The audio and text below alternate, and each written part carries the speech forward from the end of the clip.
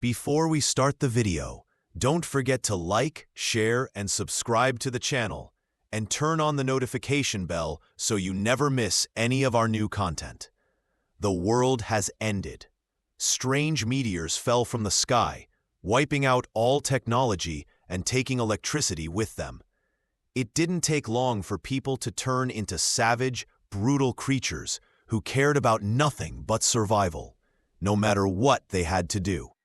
In this new world, a few cities managed to hold their ground and stay alive.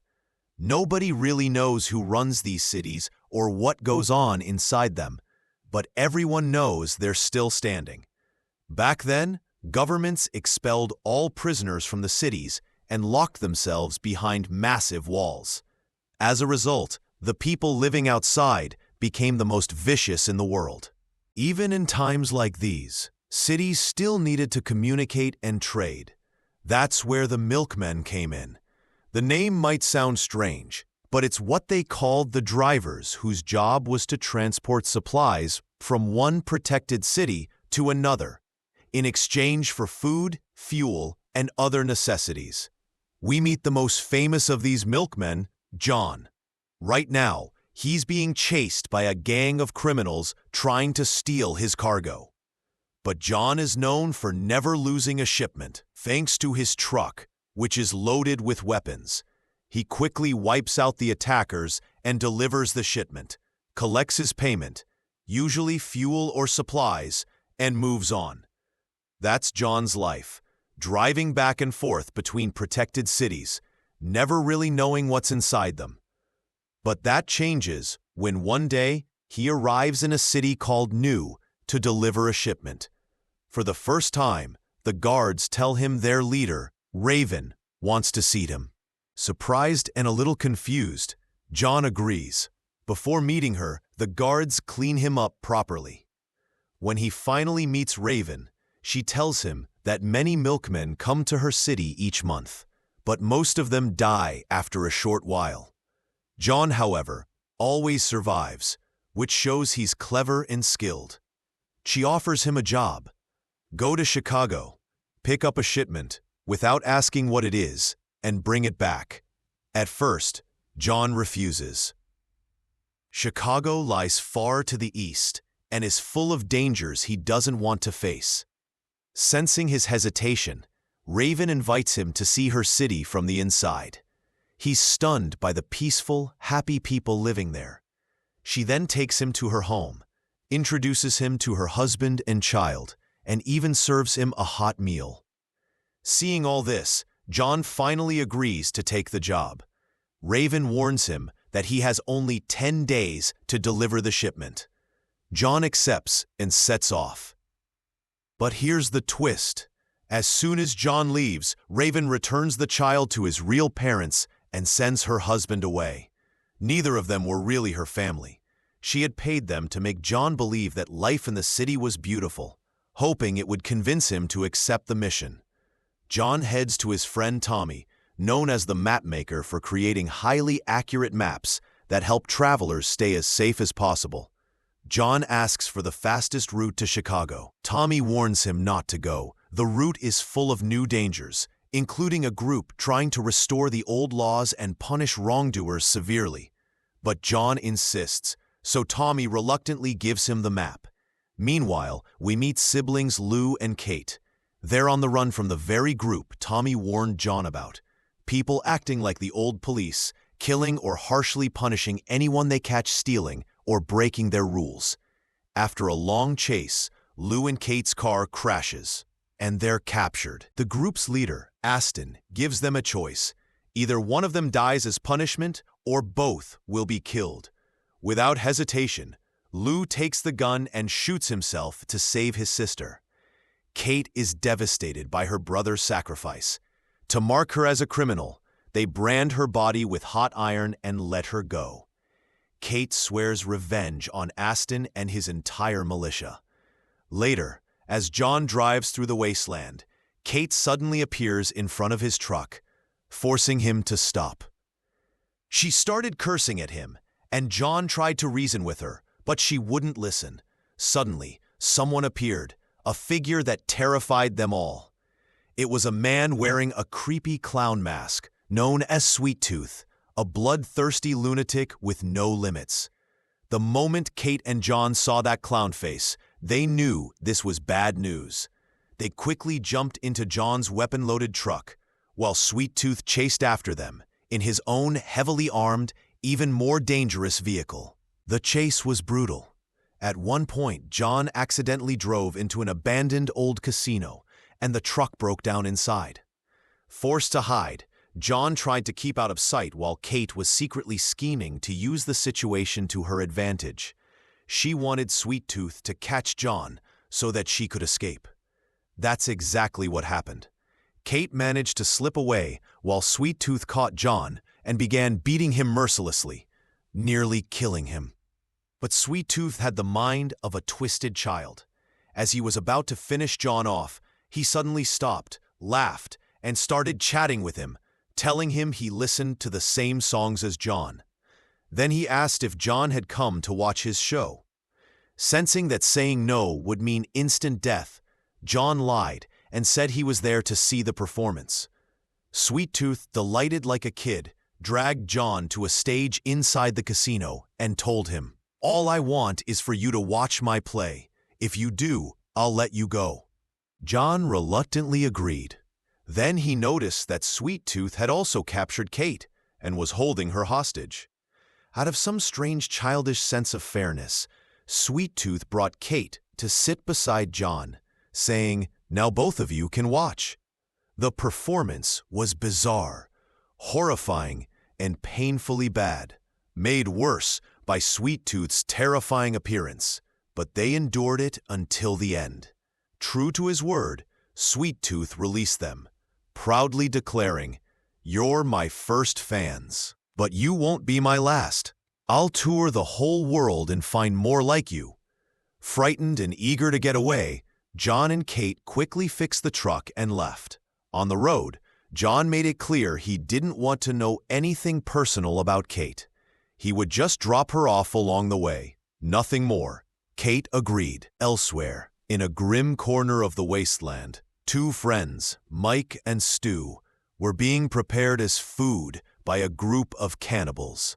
Thankfully, Aston, the ruthless leader of the self-styled police, showed up with his men, wiped out the cannibals, and rescued the two men.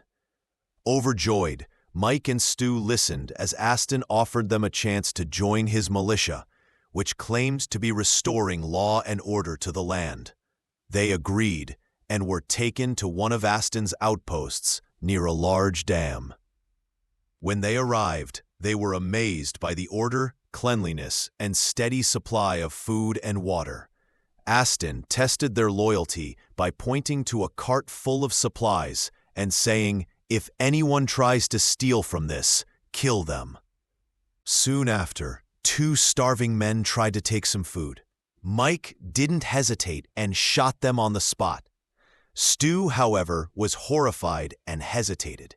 To protect him, Mike acted again. Stu clearly disliked what they were forced to do. But in the end, he went along and was officially accepted into Aston's ranks. Later, as John and Kate reached the checkpoint at the dam, they were stopped by Mike and Aston's deputy, who demanded to see a travel permit. Of course, John didn't have one, and he tried to talk his way through, arguing that permits were meaningless at the end of the world. Kate, however, immediately recognized Aston's deputy as one of the men responsible for her brother's death. Enraged, she jumped out of the truck to attack him, but the guards shocked both her and John with tasers, arrested them, and brought them inside the outpost. Meanwhile, Mike and Stu searched John's truck, removing all the weapons. Stu clearly felt uneasy about the harsh treatment John and Kate were receiving. Then Aston's deputy found John's map, the one crafted by his friend, the expert mapmaker. Aston was shocked because the map showed routes that bypassed all of his checkpoints, including the newly established dam outpost. Determined to find the mapmaker, Aston confronted John, demanding to know who had made it and how they knew all his checkpoint locations. When John refused to answer, Aston ordered that John and Kate be tortured until they confessed. They endured brutal torture but refused to give up the mapmaker's name. Furious, Aston decided to throw them both off the dam. At the last moment, the guard escorting them hesitated. Deep down, he didn't like what he was ordered to do. Sensing this, John and Kate appealed to his humanity, and he finally lowered his weapon and secretly led them to the evidence room so they could retrieve their belongings and escape. But Kate had vanished. John pressed on, hoping she had already fled. In truth, Kate had gone after Aston's deputy. She found him alone, as Aston had already left the outpost, and killed him in a fit of rage.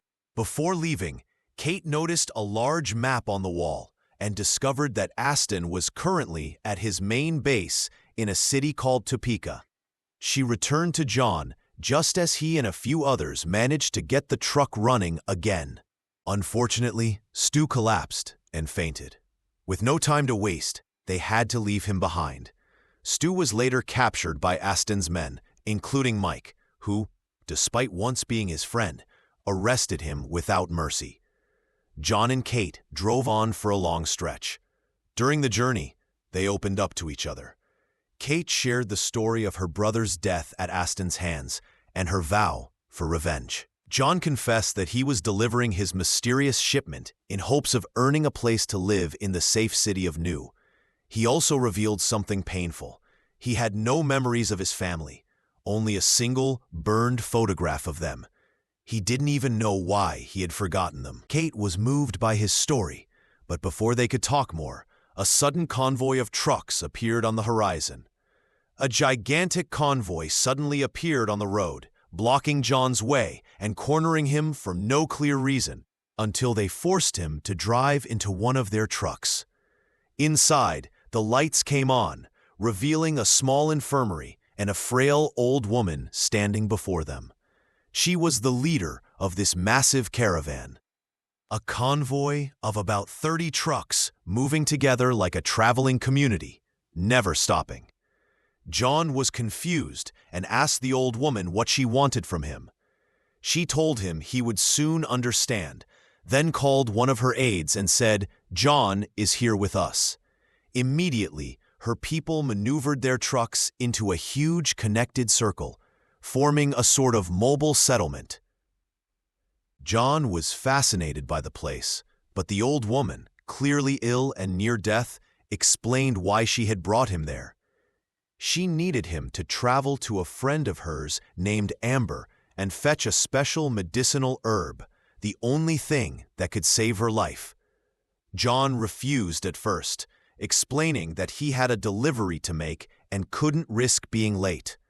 The old woman insisted that only he could do it because the route was too dangerous for anyone else. She promised that if he brought the herbs back, she would upgrade his truck into an armored, heavily armed vehicle, perfect for completing his delivery safely. John, tempted by the offer, finally agreed. On the way, Kate Collette was irritated that they had to make this detour instead of going straight to Topeka to deal with Stone. John explained that the road was crawling with dangerous scavengers and that the weapons from the old woman's people would make the rest of their journey far safer. Reluctantly, Kate agreed. They eventually reached Amber's isolated homestead. But when Amber saw them, she mistook them for members of a brutal gang called the Saints. She welcomed them with a drink, which turned out to be drugged. Within moments, John and Kate were paralyzed, though still conscious.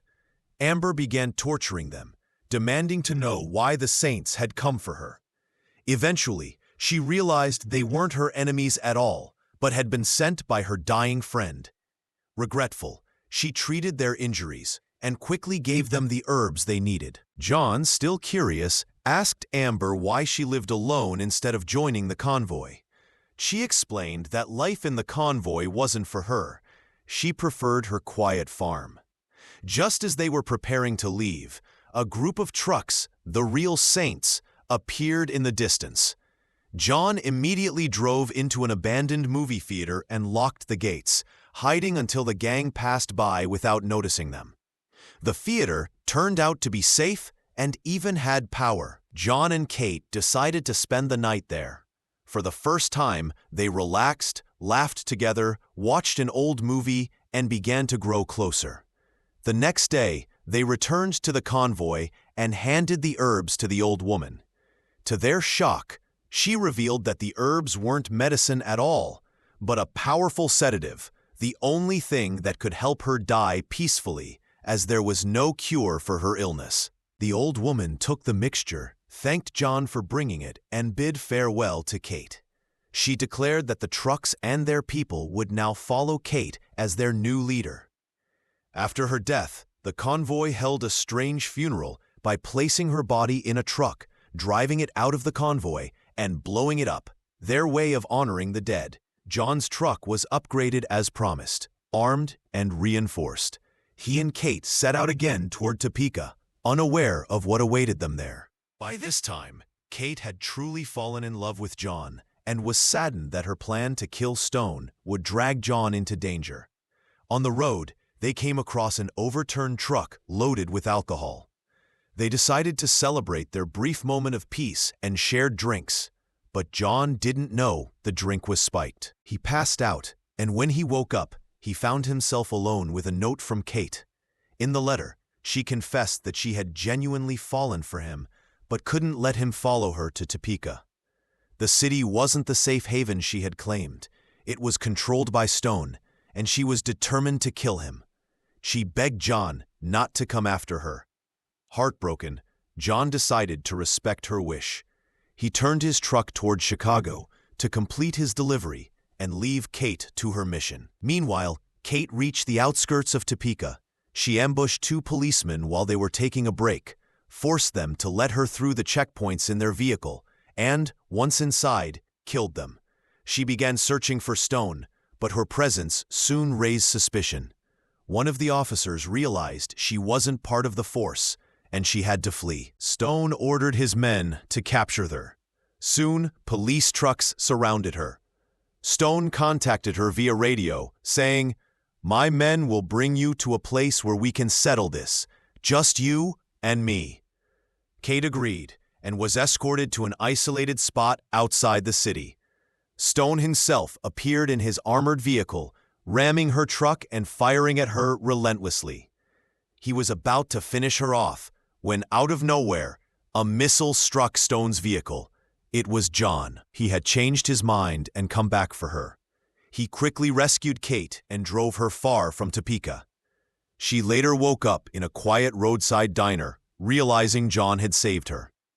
Grateful but still determined, she told him she couldn't give up on killing Stone. Before they could continue their argument, they noticed an approaching radioactive storm, a deadly remnant of a nearby nuclear reactor that had melted down after the power grid failed. John forced Kate back into the diner for shelter, explaining that the storm would take a long time to pass and that exposure could be fatal. Frustrated but with no choice, Kate stayed, and the two spent the long hours talking. She finally opened up about her hatred for Stone. After the fall of civilization, she and her brother had worked on an orange farm in exchange for food and shelter. Life was hard but bearable, until Stone arrived and took everything from them, killing her brother. By the end of her story, John asked her to let go of her revenge and come with him to Chicago and then to New San Francisco to deliver his cargo.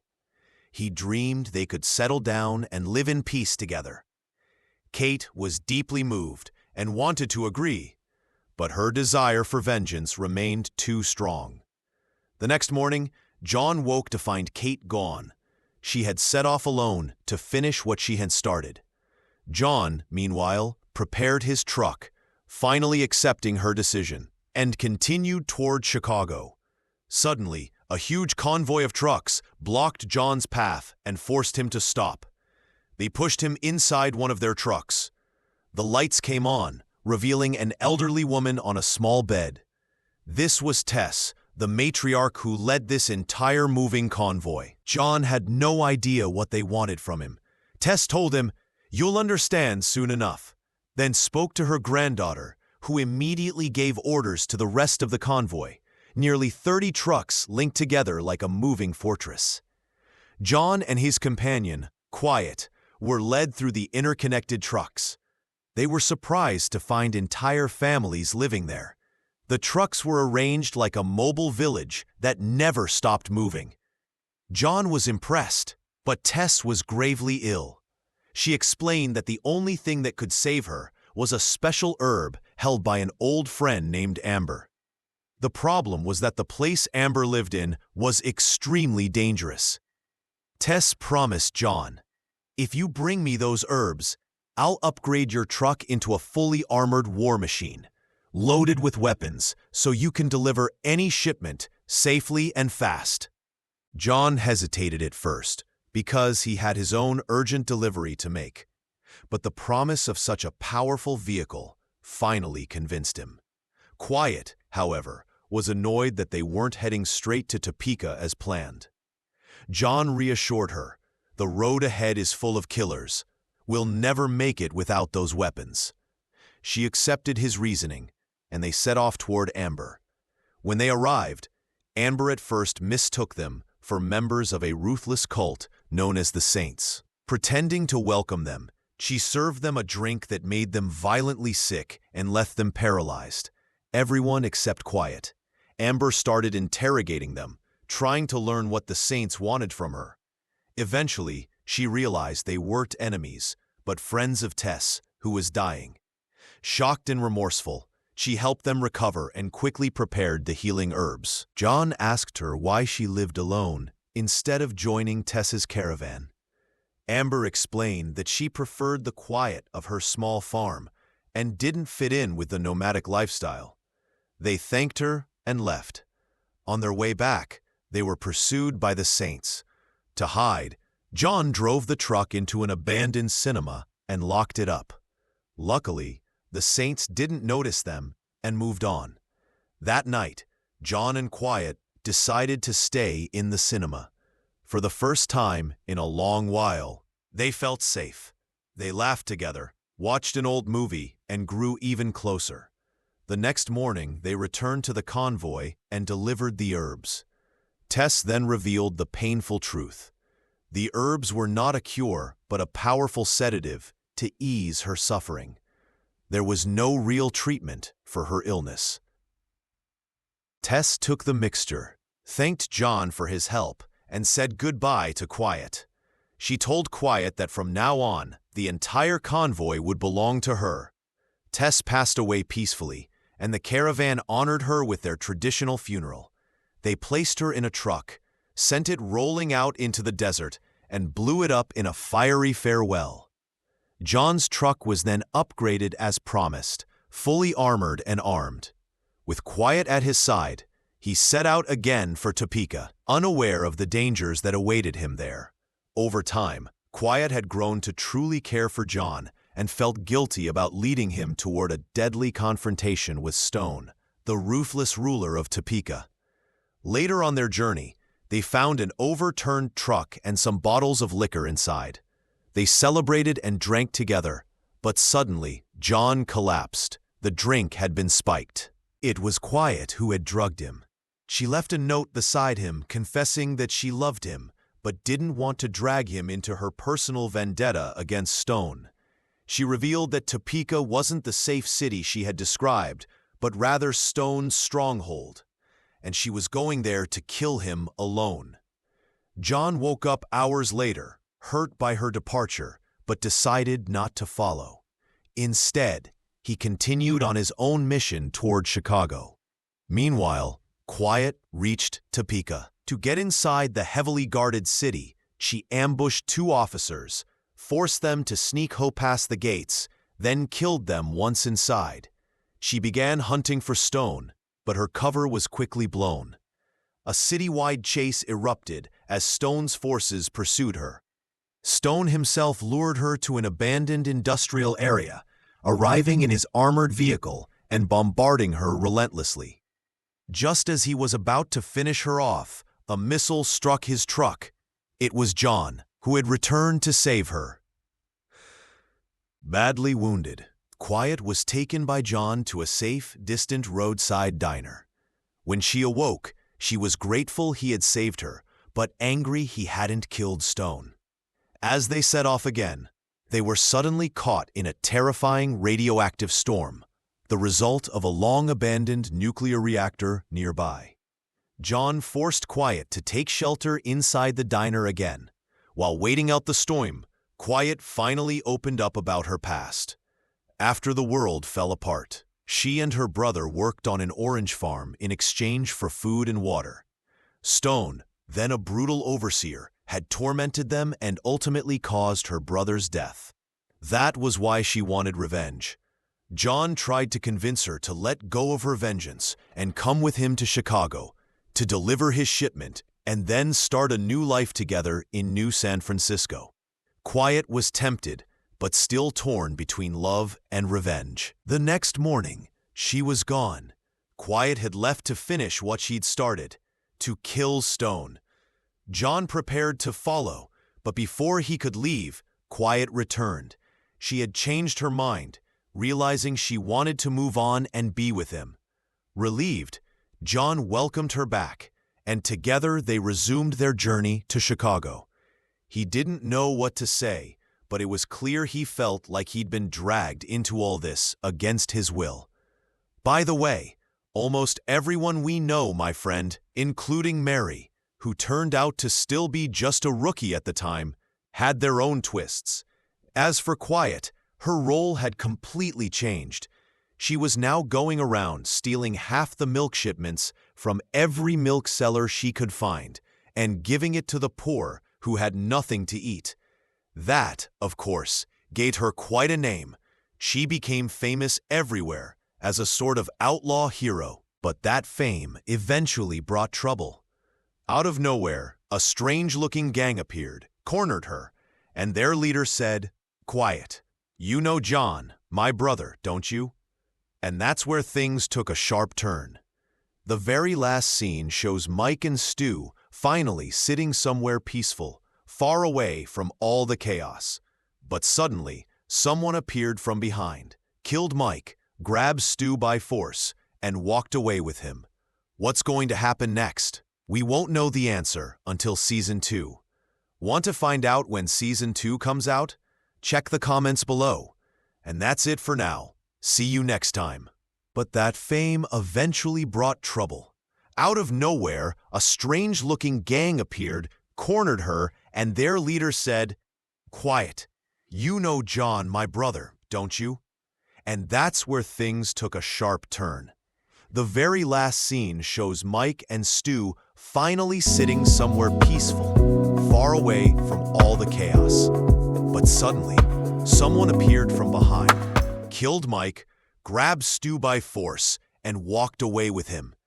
What's going to happen next? We won't know the answer until Season 2. Want to find out when Season 2 comes out?